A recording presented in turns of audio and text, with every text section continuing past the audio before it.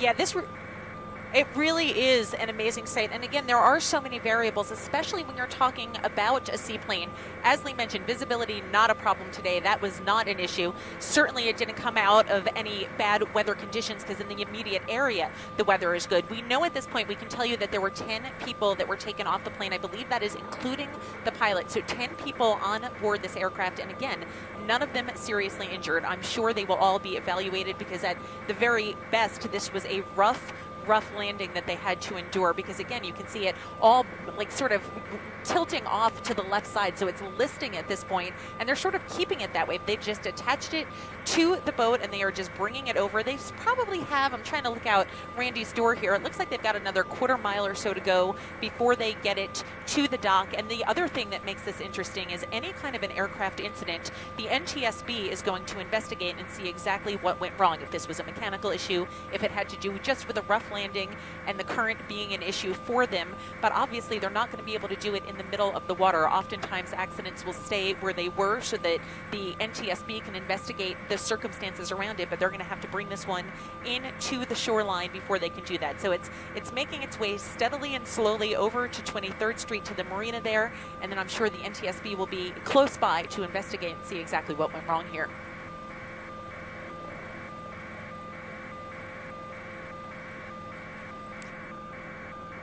Yeah, they are surprisingly able to fit a lot more people than it looks like. I'm going in really tight here, but you can sort of see, I'm doing this so that you can see the two seats in the front, which are the pilot and co-pilot, and there are several rows of seats behind. It's always very deceiving how many people can fit inside a plane like this, but that entire fuselage is just filled with seats, so easily 10 people can fit. I'm not going to say they were, comfortably seated. Probably 10 is the max that you could fit on a seaplane like this, so it was probably loaded, and that could be a factor as well, whether or not the weight of the airplane was an issue when it went into the water, because there is a gross max that the aircraft can handle before it's overweight, and then they run into issues. I mean, we had an accident in the East River a couple of years ago with a helicopter that the max gross weight of the helicopter was a problem that caused an accident. So that is certainly something that the NTSB is going to investigate, but you can in fact fit 10 people on a seaplane of this size.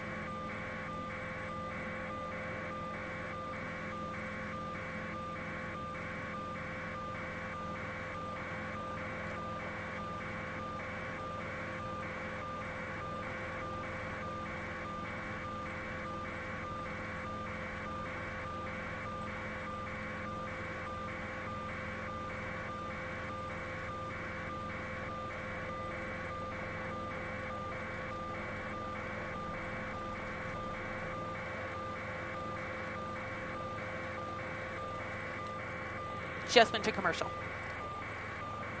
Okay. I know, I have no idea where this is. All right. Where is the seaplane base? Okay, there it is. All right, copy that. Copy that. Anything you can add that's interesting?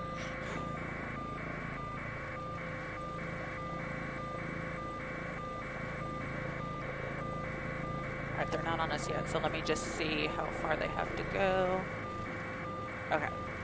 Oh, and there's another seaplane waiting there. Nice. Okay. You do what you need to do.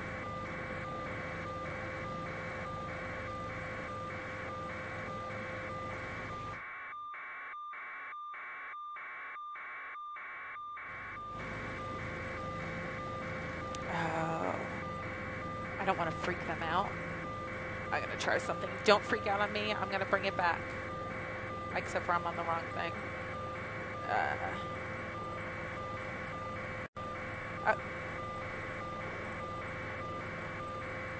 Okay. Copy that. I don't have it set up, so I'm not going to do it. Oop, let me take that off.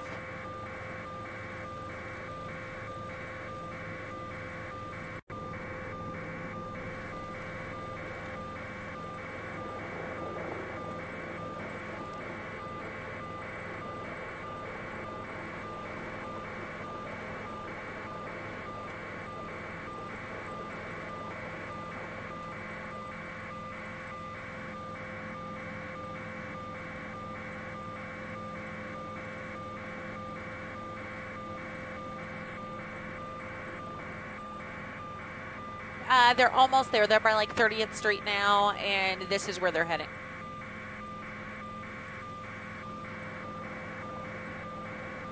Oh, how do I make that stuff go off? Alt 1. Escape. May make all of that go away. Escape.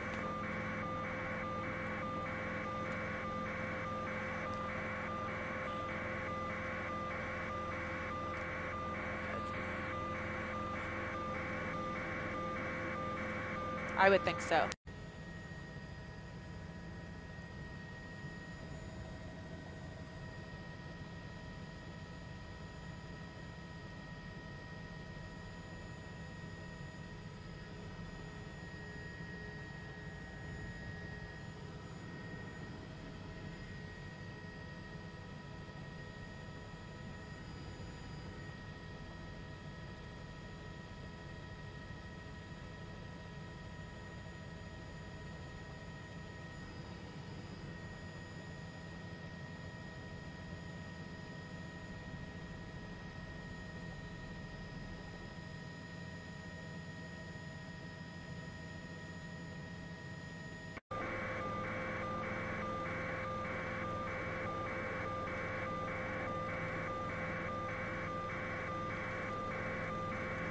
The very latest is that we now know that there were 10 people on board this airplane at the time that it went down in the East River, and we should clarify that it was intending to land in the East River. This is a seaplane base that is located at East 23rd Street, right along the FDR Drive, so it was coming in for a landing, as seaplanes often do in this area. A lot of times we hear 911 phone calls about planes going down in the East River, and almost every time it is a seaplane that was intending to land there. The path they take takes them over the 59th Street Bridge and down into the river. So there's a narrow window of opportunity, which is what makes it so alarming for people who see it. They land between the 59th Street Bridge and the Williamsburg Bridge. So people tend to think that there's a problem. This one, in fact, did have a problem. You can see it listing to the left side, that left wing in the water. The fuselage of the aircraft, however, remains intact. It appears at this point that no one was seriously injured in this accident. We've got tape that we can show you. When we first got on the scene, they were still attaching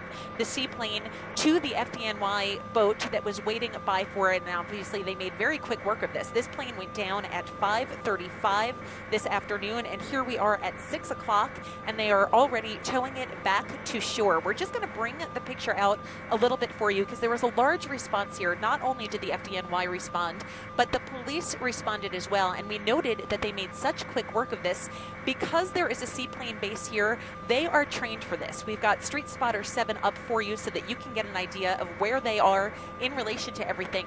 Right here is the seaplane base, and I'm going to take you away from the picture of the seaplane that they're towing in to show you that there is one that is already here, to give you an idea of what it should look like when it lands on the East River. They've got these huge pontoons on the bottom of them, and that is what keeps them afloat. Those are the floats of the aircraft. It's always funny when you see them on the land because they are so high to get up into, because those floats are so big on the edge of the aircraft. So normally when they land, that is how they land. Those floats keep them upright in the water. Obviously, that is not what happened here. So now the question is exactly what went wrong when they came in for this landing. We know that there were 10 passengers on board, or 10 people total on board. It could be a matter of it being overweight. It could be a matter of the current being bad, or just coming in for a landing slightly askew and it not going well. You can bet that the NTSB is going to be nearby to investigate exactly what happened in this accident, but they'll certainly have to figure out what went wrong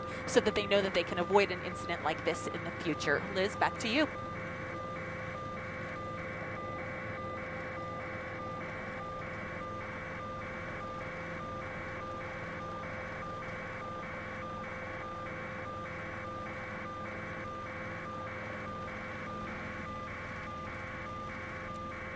Yeah, it really is amazing. I don't know if you can see it. We're going to push in really tight here, and I think that you can see there's really just a rope around the wing of the aircraft that is attached to the FDNY vessel here. And keep in mind that this plane is designed to float on the water, so in essence, it should be a pretty easy thing to bring in. It's going to be interesting to see how they attach it to the seaplane base once they get to 23rd Street and their location. But certainly because there is a seaplane base here, there's also a helipad nearby down at Wall Street.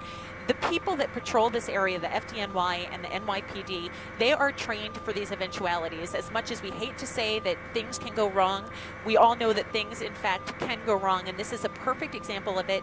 Within less than a half an hour, they had everyone off of this aircraft and the aircraft already attached to the boat and towing it back to where it needs to be. I'm sure at this point the NTSB has already been called and they will be on their way to see exactly what went wrong as well. But this is a perfect example of how things should go when an incident does happen. We wish that it didn't happen at all, but when it does happen, this is the kind of response you want to see to it.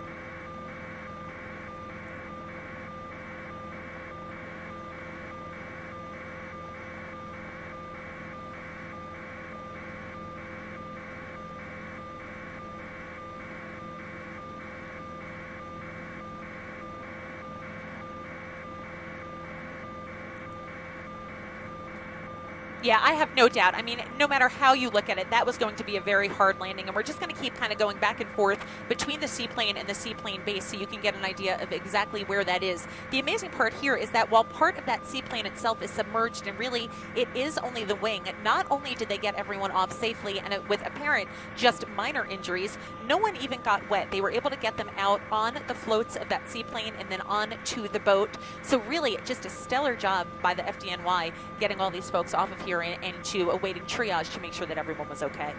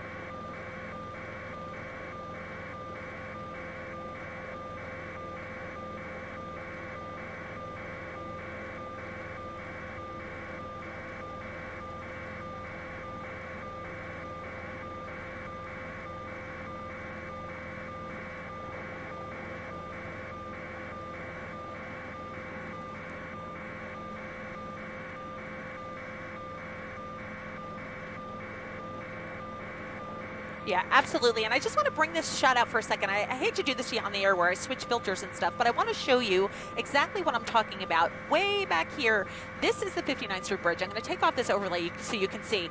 That is the 59th Street Bridge. And whenever they come in for a landing here, it sort of comes over the 59th Street Bridge and will give you a path for you so that you can see where it happens in relation to where the seaplane base is. This is where the seaplane base is. So you can see how low they would be going over that 59th Street Bridge, the Ed Koch Bridge there, and they really have to make it on to the water between the 59th Street Bridge and the Williamsburg Bridge. And I cannot tell you how many times we've heard when we're up here, you know, we'll let you in on some of the secrets of Newscopter 7. We're listening to police scanners up here, and we'll hear things on the scanners all the time about 911 calls coming in about a low-flying plane or a plane, you know, making an emergency landing on the East River. A lot of people don't know that there is in fact a seaplane base here, and that is what they are intended to do. But a lot of times they do have to make a turn over that 59th Street Bridge coming into the water. And I don't know a lot about seaplanes, but I'm guessing that if you don't hit the East River with the currents, even when they're mild, it is notoriously choppy in the East River. And if you don't hit the water just right, I could see where it would be extremely easy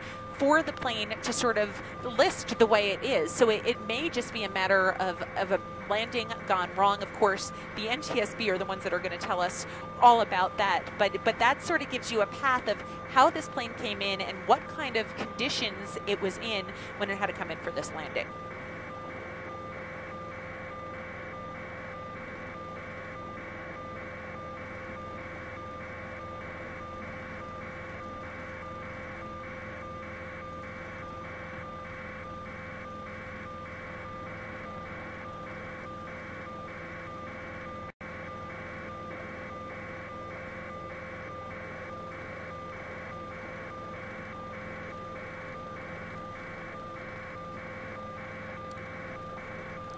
Yeah, I mean, ideally that's what you'd want to do, but what is more important in terms of landing a plane is what the winds are doing, because you want to land with the wind as opposed to against it. So you've got two things that you need to consider when you're in a seaplane: the choppiness of the current, as well as the winds that are going to facilitate in your landing. So there's a lot of factors that go into this, but also keep in mind that this is Class B airspace that this airplane is in, so they are talking to control towers, and oftentimes, because LaGuardia and Kennedy and Newark are all within a very close proximity to the East River, they're talking to towers that are telling them exactly how they have to go in based on how the planes are landing at specifically LaGuardia at the time that they're coming in as well. So you're having to avoid all the big jets that are coming into the airports as well. It's a restriction that we fly with all the time as well. It's just something that they have to deal with. So it makes your options a little bit more limited when you're coming in for a landing on the East River as a seaplane.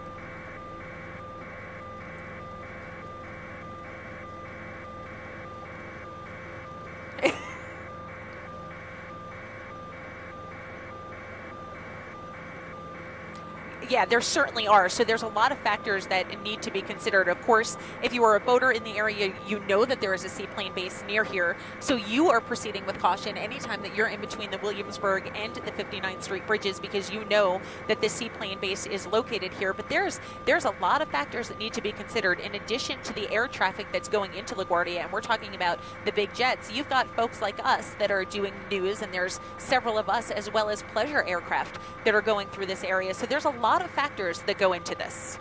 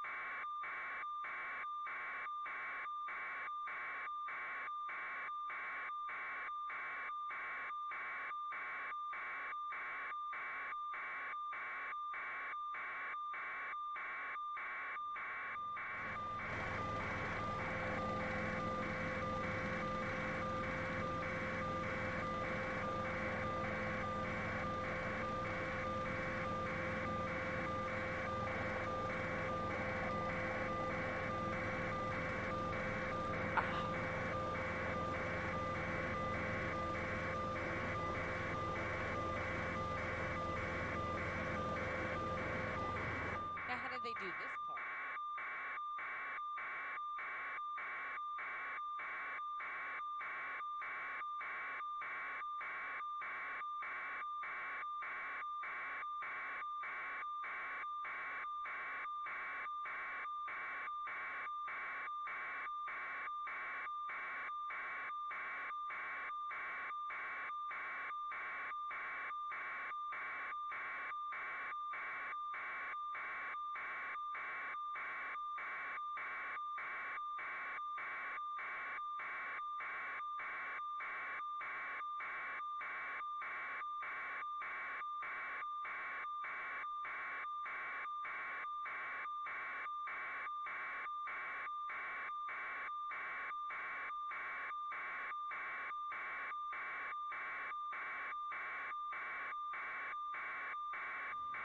All right, copy that.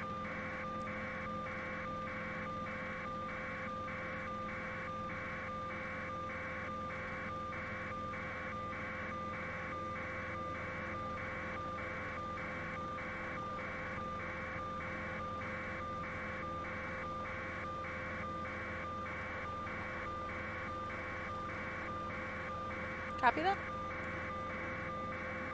Oh, the sun is killing me.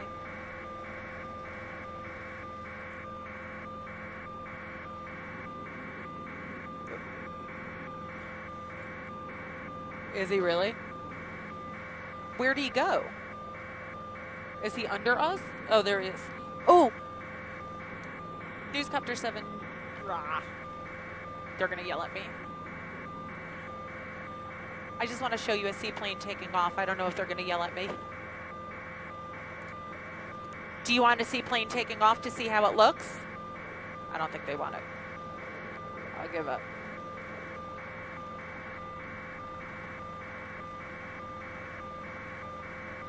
Yeah, they're off.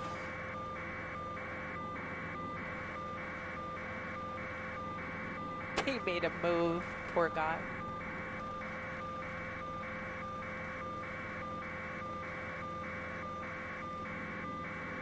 The problem is, you have thoughts and they just don't answer.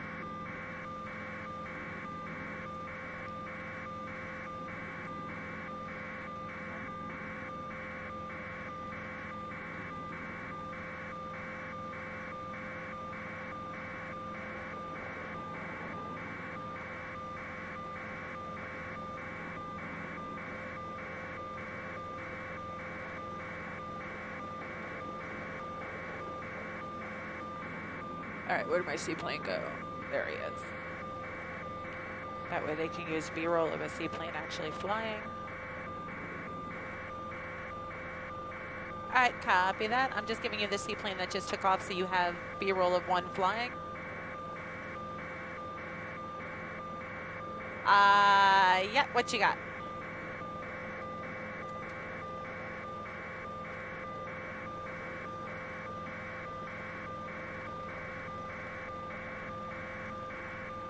Go ahead, Cheryl, I'm ready for you.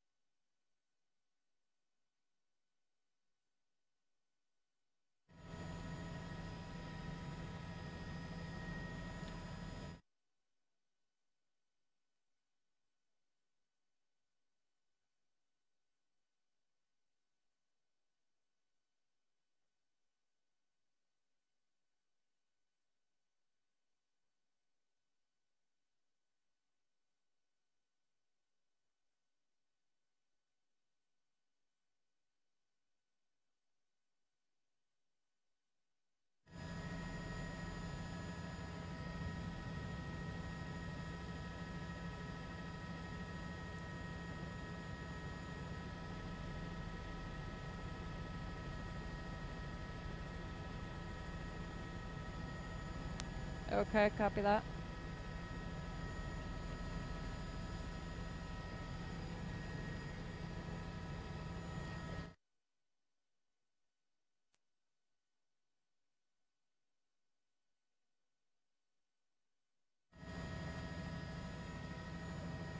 Skyfox desk.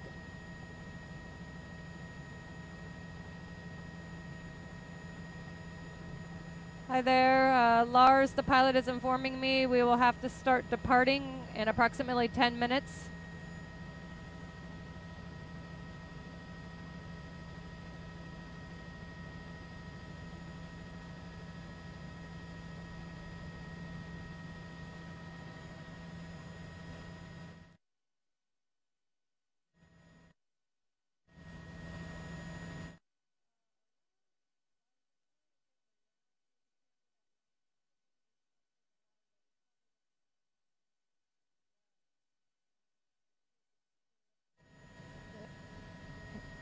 He, he might be under the water, but I at least want to see if we can. Yeah, there he is.